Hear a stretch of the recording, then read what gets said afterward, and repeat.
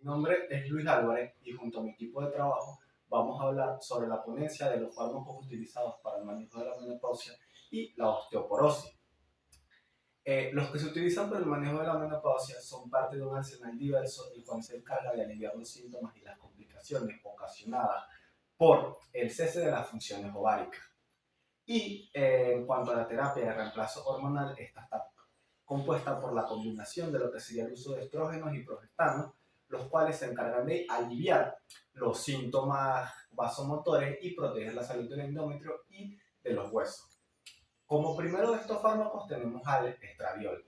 El estradiol es parte del grupo de los estrógenos. Este es un fármaco el cual actúa difundiéndose a través de la membrana plasmática y uniéndose a receptores estrogénicos específicos, los cuales posteriormente va a unirse a secuencias específicas del ADN en las cuales va a poder actuar en la modulación de la transcripción de genes específicos que son necesarios para lo que sería el crecimiento, la diferenciación celular y la regulación de rutas metabólicas bastante importantes. El estradiol está principalmente indicado como terapia sintomática en el manejo de síntomas vasomotores causados por la menopausia, como el sofoco y la diaforesis nocturna. Estos pueden ir desde moderado a grave.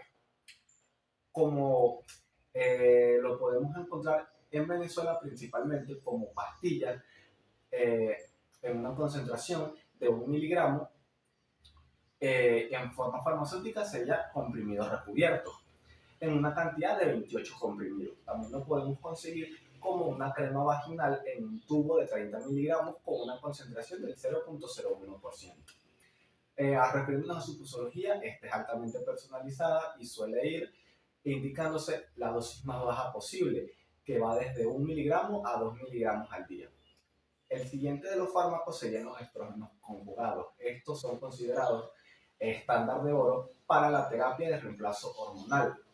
Ellos, al igual que el estradiol, actúan difundiéndose a través de la membrana plasmática y uniéndose a lo que serían receptores estrogénicos específicos. Los estrógenos conjugados, ellos transcriben genes específicos para la restauración hormonal en el caso de mujeres que no pueden cumplir con la suficiente producción ovárica, es decir, no cumplen con el suficiente requerimiento hormonal. También los estrógenos conjugados actúan sobre los huesos, reduciendo la tasa de resorción mediante una disminución de la actividad de los osteoclastos. Y actúan también sobre el sistema nervioso central, principalmente lo que sería el centro termorregulador del hipotálamo, para disminuir los episodios de sofoco en estas pacientes. Suelen estar principalmente indicados también como terapia sintomática de síntomas vasomotores, como el estradiol, pero también son parte fundamental de la terapia de atrofia valvular y atrofia vaginal, así como son parte fundamental en la prevención de la osteoporosis causada por menopausia. Podemos encontrarlos como pastillas o tabletas recubiertas, mejor dicho, en una concentración de 0.635 miligramos y como una crema vaginal en un tubo de 42.5 gramos en una concentración también de 0.635 miligramos. Su posología también es altamente personalizada y estos suelen ir administrándose, al igual que el estradiol, en la dosis más baja posible, que suele ir de 0.3 a 0.635 miligramos al día. Gracias. Ahora hablaremos de la tibolona.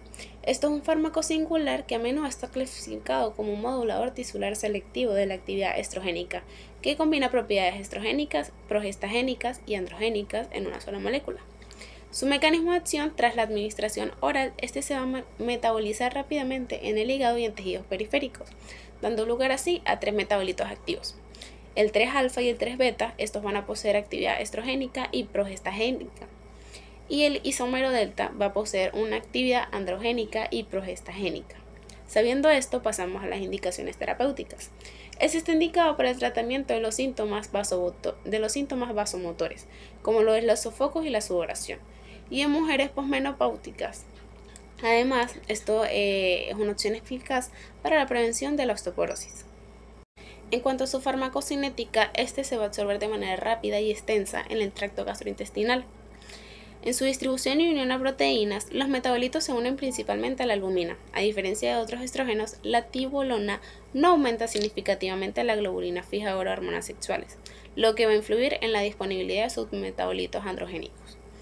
Este se metaboliza rápidamente en el hígado y en la pared abdominal, y en cuanto a su excreción, se va a eliminar principalmente por vía fecal, aproximadamente de un 60 al 70%, y en menor medida por la orina en metabolitos conjugados. Pasamos a sus precauciones. Nos dice que con mujeres con insuficiencia renal, hipertensión, epilepsia y migrañas. En cuanto a contraindicaciones en pacientes con cáncer de mama actual o sospechado, neoplasias de estrógeno dependiente, sangrado vaginal no diagnosticado, tromboembolismo venoso activo o antecedentes del mismo, cardiopatía isquémica, accidentes cerebrovasculares y enfermedades hepáticas graves. Sabiendo esto, pasamos a interacciones medicamentosas. Este puede verse alterado por inductores enzimáticos como lo es la carbamazepina, el fenobarbital, fenitonina y rifampicina, que podrían reducir la eficacia de la tibolona y puede potenciar el efecto de los anticoagulantes orales como lo es la warfarina. En efectos adversos tenemos dolor abdominal, edema periférico, cefalea, mareos y en algunos casos puede presentarse una sensibilidad mamaria, dolor articular o muscular y sangrado vaginal inesperado durante los primeros meses del tratamiento. Y por último, en cuanto a su presentación, este viene de 2,5 miligramos de 28 a 30 comprimidos y su posología es estándar, es decir, es un comprimido al día tomando preferiblemente a la misma hora y con un poco de agua. Cuando hablamos de la progesterona micronizada, esto es una forma de la progesterona natural que ha sido procesada por un proceso de micronización. ¿Para qué? Para reducir el tamaño de sus partículas y aumentar significativamente su superficie de contacto, mejorando así la absorción oral y aumentando su biodisponibilidad en comparación con la progesterona cristalina convencional. Hablando del mecanismo de acción, se va a unir a unos receptores de progesterona específicos en el núcleo de las células diana, especialmente en el endometrio, el epitelio mamario y el sistema nervioso central. Su función principal es transformar el endometrio proliferativo en un endometrio secretor, facilitando así la implantación del óvulo y la fecundación.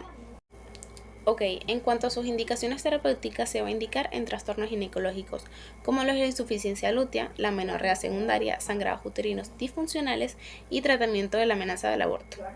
En cuanto a su farmacocinética, tenemos la absorción, que es por vía oral, se absorbe rápidamente en el tracto digestivo y va a sufrir un intenso metabolismo de primer paso en el hígado. En cuanto a su distribución y unión a proteínas plasmáticas, es altamente lipofílica. Se va a unir de un 96 a un 99% a las proteínas plasmáticas, principalmente a la albumina y en menor proporción a la globulina. En cuanto a su metabolismo, como ya lo dije, se metaboliza en el hígado y va a proporcionar unos metabolitos clave, que es el pregnenolodiol y el pregnenolona. Estos son los metabolitos principales. Y su excreción es el del 95% y se va a eliminar en la orina en forma de glucurónidos. En cuanto a sus precauciones, tenemos trastornos metabólicos como lo es la diabetes mellitus, la salud mental, que quiere decir que pacientes con antecedentes de depresión grave y somnolencias. En cuanto a sus contraindicaciones, tenemos hipersensibilidad al fármaco, hemorragia vaginal no diagnosticada, tromboembolismo, cáncer dependiente de hormonas, enfermedad hepática grave y aún un aborto incompleto. En cuanto a sus indicaciones medicamentosas, los inductores enzimáticos, como lo es la rifampicina, la fenitoína, la carbamazepina, estos pueden acelerar su eliminación y reducir su eficacia. Y los inhibidores potentes de esta enzima, como el ketoconazol, puede aumentar las concentraciones plasmáticas de progesterona. En cuanto a sus efectos adversos, tenemos somnolencias, mareo, fatiga, cefalea y ocasionalmente cambios en el estado de ánimo. También tenemos gastrointestinales como náuseas, dolor abdominal y sensibilidad mamaria. Por vía vaginal, los efectos sistémicos son menores, aunque puede causar irritación local o flujo vaginal. En cuanto a su presentación, tenemos una presentación de 100 y de 200 miligramos en una cantidad de 30 cápsulas blandas. En su posología, esta varía según la indicación. En terapia combinada generalmente se administran 200 miligramos al día por vía oral antes de dormir durante los últimos 12 o 14 días del ciclo, o 100 miligramos al día de forma continua. Y en el apoyo a la fase lútea o reproducción asistida, las dosis pueden aumentar de 400 a 600 miligramos al día, pudiendo utilizarse por vía vaginal para minimizar los efectos de somnolencia y aumentar la concentración local en el útero. El estriadol y la norestesterona constituye una terapia hormonal combinada de uso frecuente y diseñada para proporcionar un alivio integral de los síntomas menopáusicos, mientras que se asegura la protección del endometrio frente a la proliferación estrogénica. Hablando del mecanismo de acción, tenemos que el estriadol actúa como un estrógeno natural que compensa la caída de los niveles endogénicos tras la menopausia, activando así sus receptores estrogénicos de los múltiples tejidos. Y la norestesterona, su función principal es antagonizar el efecto proliferativo del estrógeno sobre el endometrio, transformando así en un estado secretor y previniendo la hiperplasia endometrial y el carcinoma uterino. En cuanto a las indicaciones terapéuticas, principalmente está indicada para el tratamiento de los síntomas vasomotores, es decir, sofoco, sudoración y la sintomatología urogenital, que esta está asociada a la deficiencia estrogénica en mujeres postmenopáusicas. También se puede utilizar para la prevención de la osteoporosis.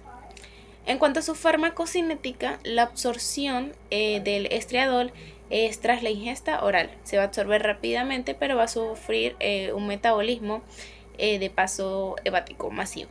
Y la norestesterona se va a absorber casi por completo en el tracto gastrointestinal. En cuanto a su distribución, el estriador se va a unir con alta afinidad a la globulina, fijadora de hormonas sexuales, y la albumina. Y la norestesterona se va a unir principalmente a la albumina en un 60%. En cuanto al metabolismo, este se metaboliza en el hígado y la excreción del estradiol, los metabolitos se van a eliminar principalmente por la orina en un 90% y una pequeña parte por la bilis a través de las heces. Y la norestesterona, la eliminación es compartida, es decir, aproximadamente el 60% por vía renal y el resto por las heces. En cuanto a sus precauciones, nos dice que es la hipertensión no controlada, la diabetes mellitus, las migrañas severas, epilepsias y demás. En cuanto a las contraindicaciones, nos dice en casos de cáncer de mama o de endometrio, sangrado genital no diagnosticado, tromboembolismo venoso o arterial, ya sea que esté activo o reciente, y enfermedad hepática grave. En cuanto a sus interacciones medicamentosas, la rifampicina, la carbamazepina, el fenobarbital, la fenitonina y la hierba de San Juan pueden acelerar el metabolismo tanto del estriadol como del norestesterona, reduciendo así su eficacia de tratamiento y pudiendo provocar sangrados intramenstruales. En cuanto a sus efectos adversos, incluyen la tensión mamaria, la cefalea, náuseas, dolor abdominal, hinchazón y cambios en el peso. En su presentación tenemos que son comprimidos de 1 miligramo o 0,5 y 2 miligramos y 1 miligramo en una cantidad de 28. Y en cuanto a su posología, es un comprimido diario tomado sin interrupción, es decir, una terapia combinada. Idealmente debería ser a la misma hora para mantener sus niveles estables.